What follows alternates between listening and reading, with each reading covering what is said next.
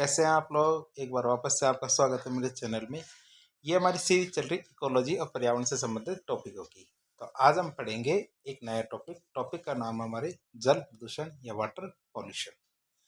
जल प्रदूषण या वाटर पॉल्यूशन की बात करें तो जल में जब क्या होते हैं बाहरी कार्बनिक या अकार्बनिक पदार्थ, क्या जल में बाहरी कार्बनिक या अकार्बनिक पदार्थ के मिलने के कारण क्या है जल के भौतिक, रासायनिक और जैविक संगठन में एक ऐसा परिवर्तन हो जाता है जो अवांछनीय होता है, अर्थात जिसकी जरूरत नहीं है। तो उसे हम क्या कहेंगे? जल प्रदूषण कहेंगे। और जब बात करें प्रदूषण की तो केवल 0.1% अशुद्धियां मिला दें हम पानी में तो घरेलू जल मानव के उपयोग के लायक नहीं रहेगा, अर्थात वह उसके लिए खराब हो जाता है। केवल 0.1% अशुद्धि मिला दे तो ही। अब बात करें जल प्रदूषण की तो जल प्रदूषण की जांच जल में उपस्थित या फिर घुलित ऑक्सीजन होती है उसकी मात्रा के आधार पर की जाती है कि उसमें जो ऑक्सीजन है वो कितनी मात्रा में घुली हुई है। तो जितनी ज़्यादा मात्रा में घुली हुई ऑक्सीजन होगी वह जल उतना ही उपयोगी और उतना ही अच्छा माना जाएगा, और जिसमें जितनी कम ऑक्सीजन होगी उसको उतना ही बेकार या खराब जल माना जाएगा। यदि जल में घुलित ऑक्सीजन की मात्रा 8 मिलीग्राम प्रति लीटर से कम है, तो आप ये पैरामीटर याद रखेंगे, 8 मिलीग्राम प्रति लीटर से कम है तो क्या होगा? तो वह जल क्या प्रदूषित माना जाएगा। और यदि जल में घुलित ऑक्सीजन की मात्रा 4 मिलीग्राम प्रति लीटर से भी कम है तो वह अत्यधिक प्रदूषित माना जाएगा। तो आप ध्यान दे सकते हैं, 8 तो हमारा बेसिक पैरामीटर है कि यदि 8 से कम है तो प्रदूषित जल है, और यदि 4 से कम है तो वह क्या है? सबसे ज़्यादा प्रदूषित माना जाएगा।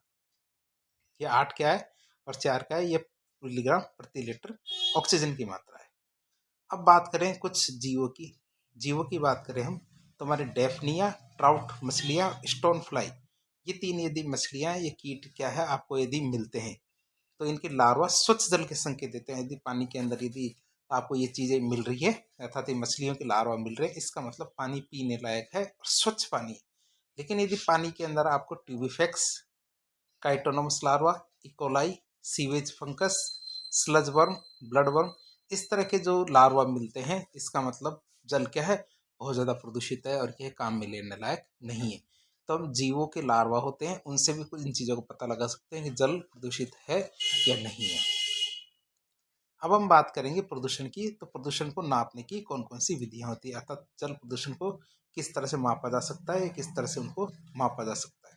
तो दो चीज देखते हैं इसके अंदर, एक तो हमारा बीओडी होता है और एक होता है हमारे सीओडी। बीओडी का मतलब होता है बायोलॉजिकल ऑक्सीजन डिमांड और सीओडी का मतलब होता है केमिकल ऑक्सीजन डिमांड, मतलब केमिकल ऑक्सीजन डिमांड। तो एक एक करके इन दोनों के बारे में देखते हैं, इनके जरिए हम जल के प्रदूषण को मापने का कार्य करते हैं। पहला आता है हमारा बायोकेमिकल ऑक्सीजन डिमांड। जब क्या होता है जल में उपस्थित कार्बनिक प्रदूषकों के अपघटन के लिए क्या होता है कि जब जल होता है तो जल में जब कार्बनिक प्रदूषक इकट्ठे हो जाते हैं तो उनको अपघटित करना भी जरूरी है, और उनके अपघटन के लिए वायवीय जीवाणु को जितनी ऑक्सीजन की जरूरत पड़ती है, जो वायवीय जीवाणु होते हैं वह उस जो कार्बनिक अपघटक या प्रदूषक जो जल में उपस्थित हैं या घुल गए उनको अपघटित करने के लिए जितनी ऑक्सीजन की जरूरत पड़ती है उससे हम क्या कहते हैं? बायोकेमिकल ऑक्सीजन डिमांड या बीओडी कहते हैं।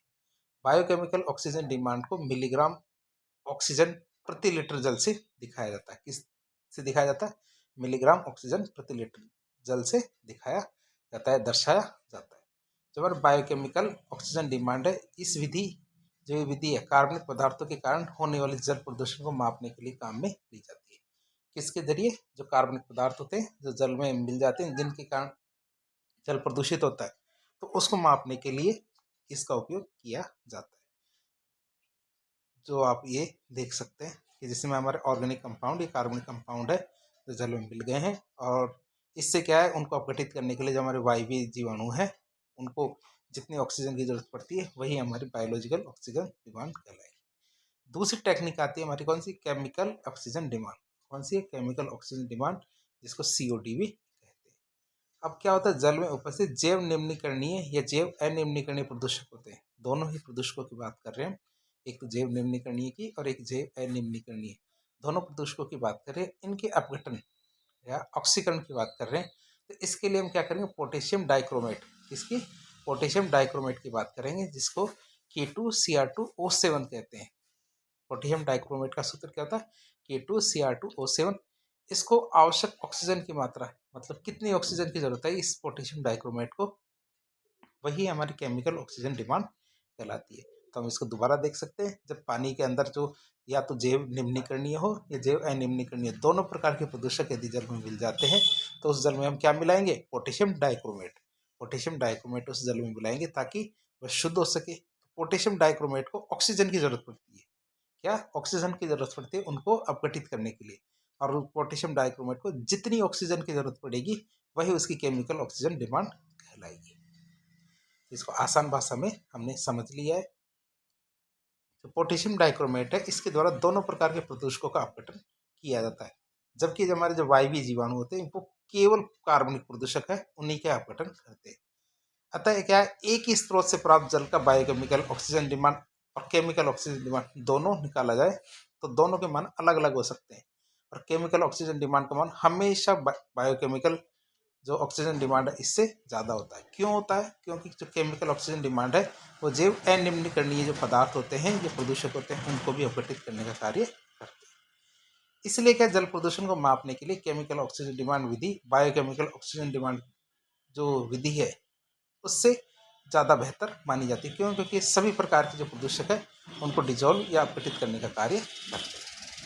अब बात करें जल प्रदूषण के क्या क्या कारण हैं। जल प्रदूषण का मेन कारण क्या होता है, घरेलू अपशिष्ट, वाहित मल और जो हमारे डिटर्जेंट होते हैं जिनसे हम कपड़े धोते हैं, चीज़ों को धोते हैं, तो ये चीज़ें बड़े स्तर पर क्या है जल प्रदूषण करती है। औद्योगिक अपशिष्ट होते हैं, रासायनिक उर्वरक और कीटनाशक होते हैं जो हमारे खेतों से रिस रिस कर जलीय स्रोतों की तरफ बढ़ते हैं। तापीय प्रदूषण होता है। तापीय प्रदूषण में आप देख सकते हैं जो भी हमारे तापीय संयंत्र होते हैं उसमें बिजली बनाने के लिए जल को गर्म किया जाता है, और गर्म जल की भाप से क्या है टरबाइन चलाए जाते हैं और बिजली बनाई जाती है। तो ये गर्म जल क्या करते हैं, लास्ट में क्या है उस गर्म जल को सीधे ही जलीय स्रोतों में छोड़ दिया जाता है, जिसकी वजह से जलीय स्रोत नष्ट होने लगते हैं, अर्थात मछलियाँ बीमार होकर मर जाती है।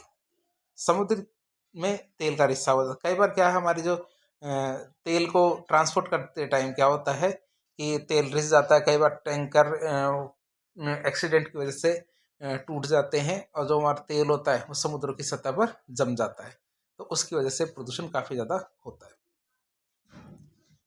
बात करें इसकी, पहला घरेलू अपशिष्ट या वाहित मल और डिटर्जेंट की, तो इसकी बात करें हम, तो जो घरेलू अपशिष्ट वाहित मल जल की जो बायोकेमिकल ऑक्सीजन डिमांड है उसको बढ़ा देते हैं, जबकि डिटर्जेंट क्या करते हैं जैव आवर्धन का कारण, ये बायो मैग्निफिकेशन का कारण बनते हैं, जिसके कारण शरीर के अंदर क्या होता है, ये प्रदूषक की मात्रा धीरे धीरे बढ़ने लगती है, अर्थात उनकी सांद्रता बढ़ने लगती है। फिर आते हैं हमारे औद्योगिक अपशिष्ट। उद्योगों से निकलने वाले जो अपशिष्ट पदार्थ है उनमें बहुत सारे रसायन होते हैं, जैसे सीसी नहीं है, सीसा, पारा, सल्फर, नाइट्रोजन, ये सारे ऑक्सीजन डिमांड को ये ऑक्साइड होते हैं, जिसकी वजह से क्या जैव आवर्धन की प्रवृत्ति बढ़ती है, अर्थात शरीर में ये जीवों के जो खाद्य श्रृंखला है उसके अंदर क्या इनकी सांद्रता बढ़ने लगती है।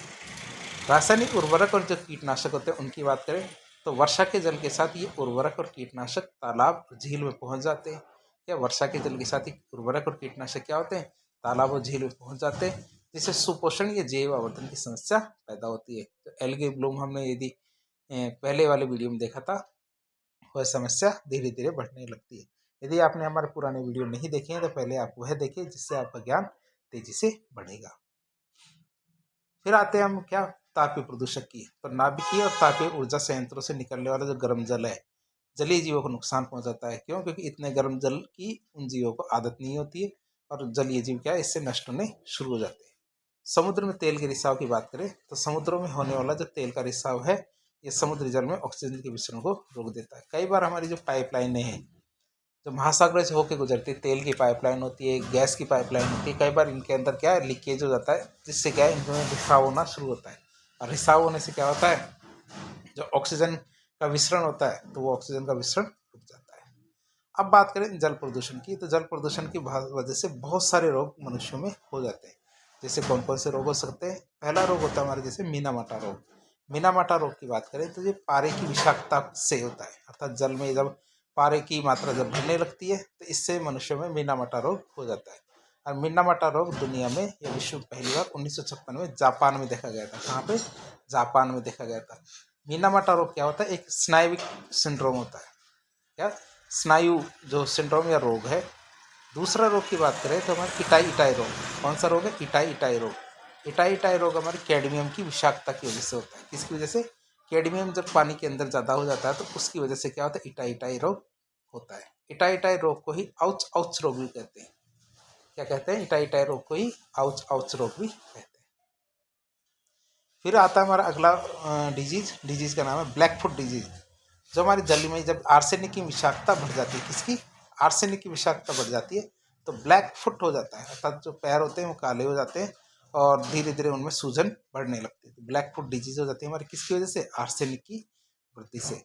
फिर आता है हमारा फ्लोरोसिस रोग। फ्लोरोसिस की बात करें तो फ्लोराइड की जब अधिकता होती है, किसकी? फ्लोराइड की अधिकता की वजह से फ्लोरोसिस रोग होता है, अर्थात ज़्यादा फ्लोराइड वाला पानी पीने से फ्लोरोसिस रोग होता है। और फ्लोरोसिस रोग को नी नॉक सिंड्रोम कहते हैं। इससे क्या होता है? हमारे घुटने होते हैं वो धीरे धीरे टेढ़े होने लगते हैं, अर्थात नी नॉक हो जाती है। नॉक का मतलब होता है बंध जाते हैं।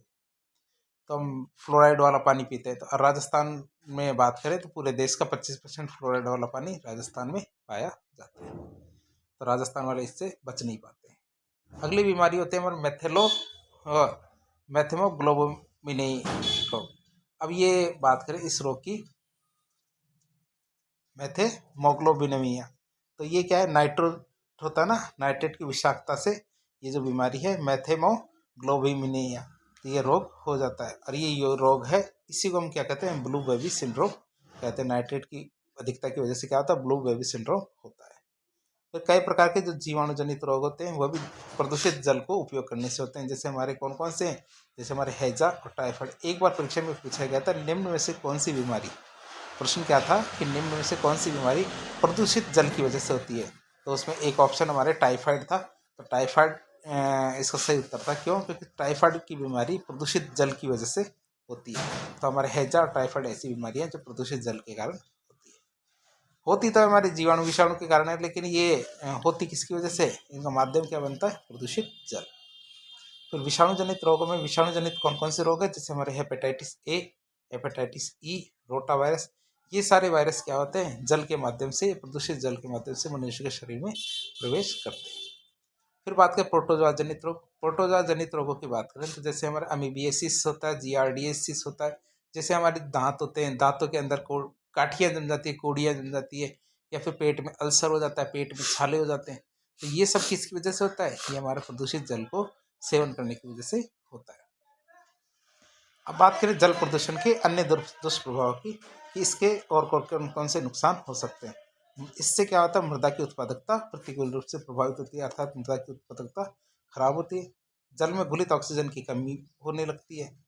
जैव आवर्धन होता है। मेन चीज़ तो क्या होता है? कई बार बीमारियों में हमारा जो बायोलॉजिकल मैग्निफिकेशन, या जो जीवों के शरीर के अंदर इनका उनकी मात्रा या बढ़ने लगती है। फिर सुपोषण या यूट्रोफिकेशन होता है। जो हमारे जलीय स्रोत होते हैं उनके अंदर एलगी ब्लूम होता है और धीरे धीरे वह नष्ट होने लगते हैं। अब बात करेंगे हम जल के प्रदूषण को नियंत्रित करने के क्या उपाय है। एक तो पहला काम तो हम सीवरेज का उपचार कर सकते हैं। जो हमारे घर के जो वाहित मल होता है उसको उपचार करने के बाद ही जो हमारे जलीय स्रोत है उनमें छोड़ा जाना चाहिए। सीवरेज के उपचार की बात करें तो सीवरेज का उपचार 2 चरणों में किया जाता है। एक प्राथमिक उपचार होता है, एक द्वितीयक उपचार। 2 तरीके से करना चाहिए। पहले बात करें प्राथमिक उपचार की, तो उपचार के पहले चरण में प्रदूषकों को जो फिल्ट्रेशन और अवसादन, क्या हमारे फिल्ट्रेशन और सेडिमेंटेशन के द्वारा भौतिक रूप से अलग किया जाता है। क्या कहते हैं? दो भौतिक रूप से इसको अलग करते हैं। प्राथमिक उपचार का काम क्या है? बहुत सारे चरणों में होता है। और प्राथमिक चरण उपचार के बाद में क्या होता है? द्वितीयक उपचार किया जाता है। अब बात करें द्वितीयक उपचार की, तो द्वितीयक उपचार में क्या होता है? द्वितीयक उपचार में सीवेज के जो बड़े बड़े वायवीय टैंक है उनके अंदर रखते हैं। जो सीवेज है जिसको हमने अलग किया है उसको हम क्या करेंगे? बड़े बड़े वायवीय टैंकों में रखेंगे, जहाँ पर सीवेज को यांत्रिक रूप से गतिशील रखने के साथ साथ वायु पंप की सहायता से ऑक्सीजन की मात्रा बढ़ाएंगे। हम उसमें वायु पंप डालेंगे और वायु पंप की सहायता से क्या करेंगे? ऑक्सीजन की मात्रा को बढ़ाने की कोशिश करेंगे, जिसके कारण वायवीय जीवाणु की संख्या तेजी से बढ़ती है। और ये जीवाणु क्या करते हैं? कार्बनिक प्रदूषकों का अपघटन करते हैं, पानी को तुरंत साफ कर देते हैं। क्या है देख रहे हैं? ये दूसरा द्वितीयक स्तर देख रहे हैं, किसका? सीवेज का। इसके पश्चात के अंतिम चरण में अवसादन किया जाता है, जिसमें क्या होता है? अपघटित जो कार्बनिक प्रदूषक है ये टैंक के तल में जमा हो जाते हैं, जिसे हम क्या कहते हैं? सक्रिय स्लज या एक्टिवेटेड स्लज कहते हैं। और जो सक्रिय स्लज है और प्राथमिक चरण में प्राप्त की गई स्लज है, इनको पाचन टैंकों में भेज देते हैं और जहाँ पे क्या अवायवीय जीवाणु इनका पाचन कर देते हैं, अपघटन कर देते हैं, जिससे बायोगैस और कार्बनिक खाद हमें एक साथ प्राप्त होती है, जिससे हमें काफ़ी ज़्यादा फायदा है। द्वितीयक उपचार के पश्चात ही जल को क्या प्राकृतिक स्तर पर छोड़ा जाना चाहिए, जिससे वह कम से कम या न्यूनतम स्तर पे उनको नुकसान हो जाता है। तो इस तरह आज के लेक्चर में हमने जल प्रदूषण के कारण देखे, जल प्रदूषण की वजह से कौन कौन सी समस्याएं उत्पन्न होती है वो देखी, प्रदूषण के उपचार के तरीके देखे। तो इस प्रकार के इन्फॉर्मेटिव वीडियो देखने के लिए हमारे चैनल से जुड़े। वीडियो यदि पसंद आता तो वीडियो को लाइक करें, चैनल को सब्सक्राइब करें, अपने दोस्तों के साथ शेयर करें। धन्यवाद।